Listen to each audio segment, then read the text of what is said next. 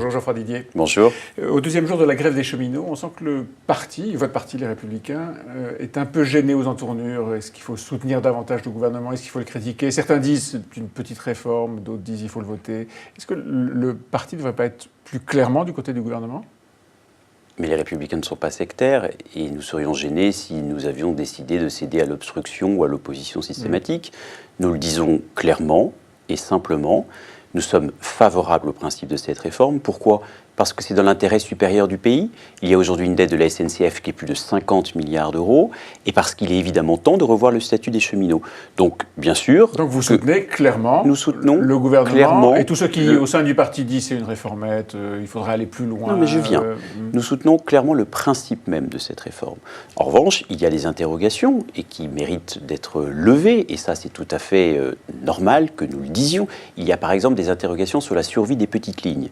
Et nous estimons au sein des Républicains... Le gouvernement a dit que ça n'est pas dans la réforme, mais il reviendra aux régions. Vous êtes vice-président de la région Île-de-France, il vous reviendra un jour de gérer cette entrée de la concurrence dans le rail régional. Donc en réalité, contrairement aux annonces qui ont été faites, le gouvernement n'a pas garanti le maintien des petites lignes dans des territoires souvent oubliés, dans des territoires reculés, alors que nous estimons au sein des Républicains qu'il n'y a pas de Français de seconde zone et que chacun aussi a le droit de pouvoir circuler librement. Et puis, il y a d'autres interrogations. C'est qu'au fond, si on prend un peu de recul, on se dit que le gouvernement agit, et il le doit, comme un gestionnaire, comme un actionnaire, avec un objectif, ce qu'il est. L'État est actionnaire de la SNCF. Mais je me demande s'il s'est mis à la place de l'usager. Je me demande. Oui, de l'usager du service public, du client. Je me demande s'il s'est posé la question de savoir si la réforme, qui est aujourd'hui une réforme pour demain, même pardon, pour après-demain, parce que les cheminots, et ça, à la limite, on ne peut que leur en savoir gré, ne luttent pas pour leur statut à eux, luttent pour le statut de leurs enfants, ou en tout cas de ceux qui deviendraient cheminots plus tard. Mais quand même, est-ce que cette réforme va changer quelque chose concrètement pour vous, pour moi, pour ceux qui nous regardent, et qui sont aujourd'hui usagers, clients de la SNCF, clients des TER ou des TGV en matière de sécurité, en matière de ponctualité, en matière de qualité des transports? En réalité, nos concitoyens payent de plus en plus cher les billets de transport et ont l'impression qu'avec les années, qu'avec une gestion de la SNCF qui pose problème, eh bien la qualité des transports n'a pas été au rendez-vous. Vous avez dit dans une phrase, comme une incise, comme on dit, qu'après tout, on peut savoir gré aux cheminots de lutter pour leur statut, en tout cas pour ce qui concerne ceux qui viendront. Vous défendez le statut des cheminots? Je défends la sincérité de ces cheminots qui, prenons-en acte, ne luttent pas pour eux-mêmes, alors que nous avons dans notre pays beaucoup de nos concitoyens qui luttent parfois pour leurs intérêts catégoriels. Ils luttent non pas pour leur statut à eux, mais pour le statut de leurs enfants. C'est tout ce que je dis. Je dis très clairement, et qu'il n'y ait pas d'ambiguïté, nous sommes favorables au principe de cette réforme, parce qu'il faut revoir le statut des cheminots. Mais je dis une chose, oui, le service minimum, mais le problème c'est que... Il n'existe pas, hein? Bah non, il n'existe pas. La seule chose qui existe, c'est l'information. Est-ce qu'il faudrait le prévoir ? Bien entendu.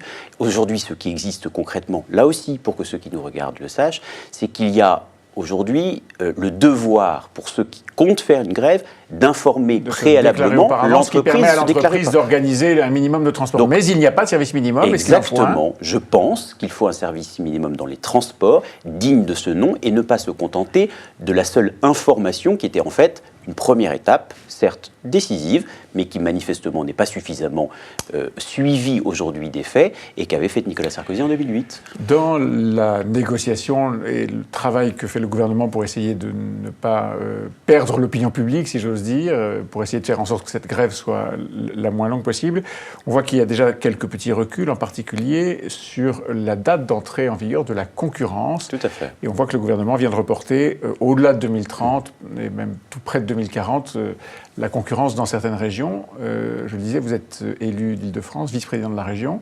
Est-ce que vous aimeriez pouvoir anticiper cette entrée de la concurrence dans les transports ferroviaires en Île-de-France, qui sont vraiment un gros sujet de préoccupation pour les Franciliens? Mais on voit bien que le gouvernement est déjà en train de lâcher du lest. Le gouvernement risque de faire une semi-réforme, parce que qu'est-ce qui a véritablement réformé la SNCF pour l'avenir? C'est l'Europe.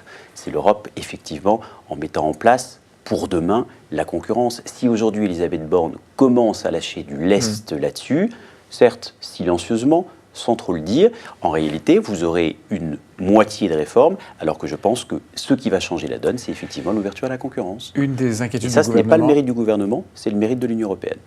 Une des inquiétudes du gouvernement, c'est ce qu'on appelle la convergence des luttes, c'est-à-dire que d'autres conflits, on voit chez les éboueurs, dans les EHPAD, peut-être un peu dans les hôpitaux, et dans les universités, on voit un certain nombre de mouvements prendre forme. La France insoumise reconnaît ce matin, par exemple, dans Le Parisien, qu'elle fait de l'agitation dans les universités, elle crée une forme d'émulation. Non, je voulais savoir quel était votre point de vue à vous. Je ne sais pas si ça m'étonne ou pas. Votre point de vue, est-ce que vous pensez que cette agitation relève du rôle d'un parti politique ? Bien sûr que non. Mais d'ailleurs, les Républicains ne cherchent pas à teaser ce genre de choses. Ce que nous observons, c'est qu'il y a aujourd'hui un taux d'échec en première année de faculté de 60%. Et qu'effectivement, il faut mettre en place progressivement de la sélection. Et qu'aujourd'hui, le gouvernement avance à petits pas avec une sélection qui ne dit pas son nom, mais qui, à force de ne contenter personne, risque de créer de l'agitation récupérée politiquement par la France insoumise et puis des frustrations de l'autre. Donc attention à un gouvernement qui souvent avance à petits pas, fait semblant de réformer, mais ne va pas jusqu'au bout et n'accomplit pas les véritables réformes structurelles qui sont nécessaires pour notre pays. Gilbert Collard, qui était à votre place sur ce plateau hier, propose et soutient l'idée que le Front National, au travers de discussions avec d'autres partis, peut désormais, c'est un changement important dans la ligne du parti, peut désormais essayer de créer des alliances pour remporter des élections. Qu'en pensent les Républicains ? Il en est hors de question. Et Laurent Wauquiez a toujours été d'une limpidité exemplaire. Il ne s'agit en rien pour nous de vouloir nous allier avec les boutiquiers du Front National, avec Marine Le Pen, avec une formation politique qui a pour tradition le repli sur soi, l'exclusion, et qui a un programme à la fois nationaliste et sur un plan économique et social, socialiste. Comment voudriez-vous que nous allions avec un parti qui veut revenir sur l'euro, ou en tout cas avec un programme européen. Ils ont abandonné cette partie du programme. Hein. Oui, avec un programme économique qui est totalement basé sur la sortie de l'euro, donc il va falloir qu'ils revoient totalement. Ils ont abandonné la sortie de l'euro. Hein. Bon, ils sont toujours plus qu'eurosceptiques, alors que nous sommes profondément européens. Mais bien sûr qu'il faudra changer l'Union européenne et la manière dont elle fonctionne aujourd'hui. Vous êtes européen, mais contre l'Europe telle qu'elle fonctionne aujourd'hui. Bah oui, mais ça ne veut pas dire qu'on est contre l'Europe. Ça veut juste dire qu'on est contre la manière dont aujourd'hui. De rapprochement, non ? Pas du tout, mais pas du tout. En revanche, je vous le dis avec la même force, Monsieur Bétou, tous ceux qui se sont tournés vers Marine Le Pen par sentiment d'exaspération, nous avons le devoir de leur parler, parce que l'électeur d'Emmanuel Macron n'est pas supérieur à celui de Marine Le Pen, et parce qu'encore une fois, il n'y a pas de Français de seconde zone, et il n'y a pas de sous-électeurs dans notre pays. C'est simple, oui c'est clair. Aux électeurs de Marine Le Pen, alliance, non au parti. Oui, parce que nous devons convaincre tous les Français, d'où qu'ils viennent, quel qu'ait été leur choix en 2017, et puis vous le savez pertinemment. Certains de ceux qui ont voté Marine Le Pen ont pu voter Nicolas Sarkozy auparavant ou se sont abstenus. Nous avons le devoir de parler à tous les Français et d'arrêter de les enfermer dans des petites boîtes et des petites cases. Ça, pour le coup, c'est la vie politique. Est-ce que ces petites boîtes et ces petites cases que vous rejetez en tant qu'alliance avec des partis Non, en tant que citoyen engagé qui a envie d'aller au-delà de tout cela. Est-ce que vous aurez la même rigueur, la même détermination lorsqu'il s'agira de fabriquer des listes pour des municipales dans des villes moyennes ou petites, où d'ores et déjà on peut voir qu'il y a des gens qui discutent entre eux ? On a eu le même débat en 2014. Est-ce que vous pouvez me citer... Les choses ont changé depuis ? Je ne sais pas ce qui a changé. Marine Le Pen a été au deuxième tour. Mais Jean-Marie Le Pen avait été au second tour en 2002. Mais vous n'y avez pas été. L'exaspération et la colère des Français n'ont malheureusement pas changé et elles ont malheureusement sans doute empiré.